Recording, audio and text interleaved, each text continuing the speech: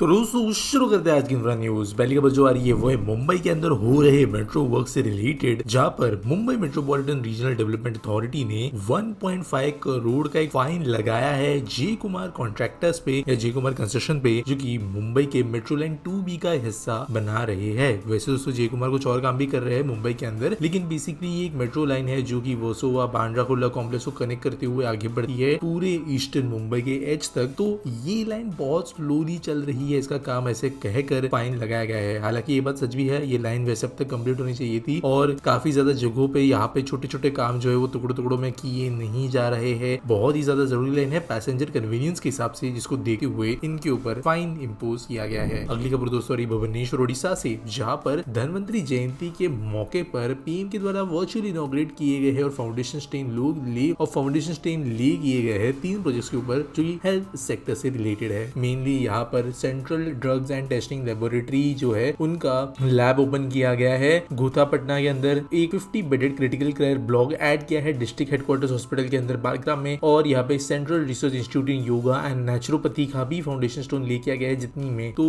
Multiple health care से related काम जो है वो ओडिशा के अंदर दिए गए। अगली खबर दोस्तों जो आ रही है वो है forest and environment ministry of Odisha से रिलेटेड, जिन्होंने अनाउंस किया कि 5 मोर फीमेल टाइगर्स को लाने का वो काम करेंगे उनके शिमलीपाल टाइगर रिजर्व के अंदर टाइगर्स की संख्या बढ़ाने के लिए। करेंटली 40 टाइगर्स जो है वो शिमलीपाल टाइगर रिजर्व के अंदर है। यहाँ पर फीमेल टाइगर्स की जरूरत है ताकि ऑब्वियसली टाइगर्स की संख्या बढ़ पाए, और इसके लिए 2 दिन पहले रॉयल बंगाल टाइग्रेस जिसका नाम यमुना है उसको लाया गया, और अभी और 5 टाइगर्स को लेकर वो आएंगे ऐसा उन्होंने कहा है ताकि हेल्दी ब्रीडिंग यहाँ पे प्रमोट हो सके। अगली खबर दोस्तों भोपाल मेट्रो से रिलेटेड, जहाँ पर एफकॉन्स ने जीत लिया है tender for line 2 package BH05। तो बेसिकली ये जो टेंडर है ये 12.915 किलोमीटर के स्ट्रेच के लिए है, ब्लू लाइन नंबर 2 के लिए, जो कि कनेक्ट करेगा भड़भड़ा चौराहा को रत्नागिरी तिराहा तक, और 14 एलिवेटेड स्टेशन यहाँ पे अंदर होंगे। यहाँ पर वायडक्ट के ऊपर 13 स्टेशन बनाए जाएंगे, और इस लाइन को फंड किया जा रहा है 400 मिलियन यूरोस के लोन के ऊपर जो यूरोपियन इन्वेस्टमेंट बैंक ने दी है, और 3 साल का डेडलाइन इस हिस्से ऑफ मेट्रो के लिए है। अगली खबर दोस्तों सूरत से आ रही है, जब पर सूरत में 6 फ्लाईओवर ब्रिजेस बनाए जाने वाले हैं स्टेट गवर्नमेंट के द्वारा, जिनके लिए इन प्रिंसिपल अप्रूवल दे दिया गया है, जिनकी टोटल कॉस्ट आएगी 380 करोड़ रुपए। दोस्तों पहला जो फ्लाईओवर होगा वो होगा Surat Kamrej road entry exit ramp, उसके बाद में शमशादन मंदिर जंक्शन फ्लाईओवर ब्रिज, एक होगा सूरत से Bardoli road based APMC junction flyover, Vallabhacharya road based Shrinathji flyover entry ramp, south east zone middle ring based Maharana Pratap junction flyover bridge, और लास्टली होगा Nilgiri circle junction flyover bridge. तो दोस्तों यहाँ पर 5 फ्लाईओवर 380 करोड़ सूरत बना रहा है, जो कि ऑब्वियसली काफी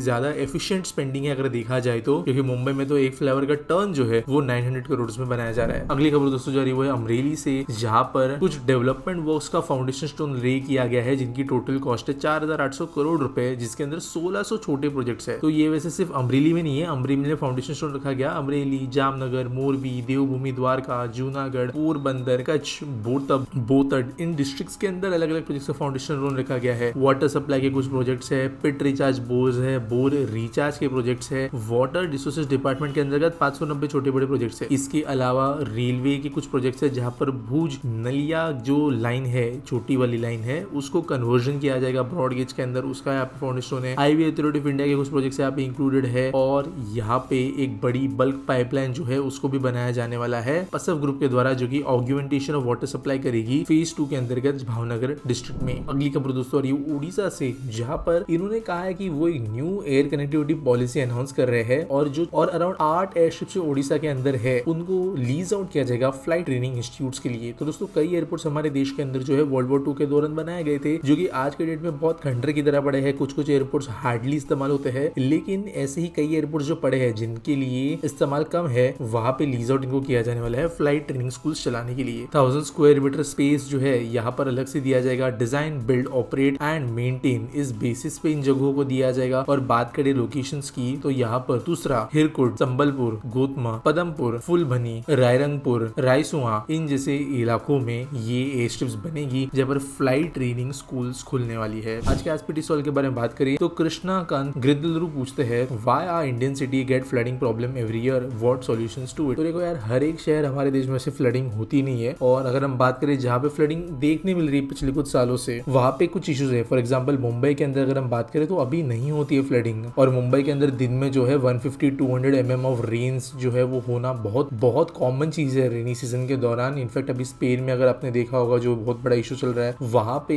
150-200 mm बारिश हुई है कुछ दिनों के अंदर, और वहां पे आप जानते हो उनके लिए एक नेशनल लेवल की ट्रेजेडी बन गई, इनफैक्ट ग्लोबल लेवल की ट्रेजेडी बन गई है। उतनी बारिश जो है मुंबई जैसे शहरों के अंदर आमतौर पर हो जाती है मानसून सीजन के दौरान। तो ये शहर one of the best flood mitigation units के साथ में आते हैं, जहाँ पर जो ड्रेनेज वगैरह है, जो कैपेसिटी पॉन्ड्स बनाए गए हैं नवी मुंबई में स्पेशली, जो सी राइज के दौरान जो उल्टा पानी आता है समुद्र का, उनके लिए वन वे गेट्स बनाए गए हैं गटर वगैरह में। ये सब चीजें कंपैरेटिवली बहुत एडवांस्ड है। दुनिया के कोई भी बड़े शहर जो है उतनी फ्लडिंग जो है संभाल नहीं सकती जितना मुंबई संभाल रहा है। हाँ, जब पहली बारिश होती है तब चोकिंग होता है कचरे की वजह से, कई नाले जो है वो भरे हुए होते हैं। ये सब रीजंस की वजह से इनिशियल पहले 2-3 बड़ी बारिशों के अंदर प्रॉब्लम होता है, बाद में उसके बाद में कोई प्रॉब्लम नहीं आता। ट्रेन भी इफेक्ट नहीं हो रही है बहुत सालों से। बेंगलुरु की बात करें, दिल्ली की बात करें, तो इन शहरों के अंदर हमें बहुत लंबे समय से ऐसे इवेंट्स नहीं देखने मिल रहे हैं जब 150-200 mm ऑफ बारिश जो है कुछ कम समय में हुई हो। लेकिन अभी हमें रिसेंट में देखने मिल रहा है ये अंदरूनी भी कई शहर है जहां पर अचानक से बारिश कुछ दिनों के लिए बहुत ज्यादा हो जाती है, और ये शहर बिल्कुल भी केपेबल बनाए नहीं गए हैं। तो अब इसका आंसर सिर्फ इतना ही है कि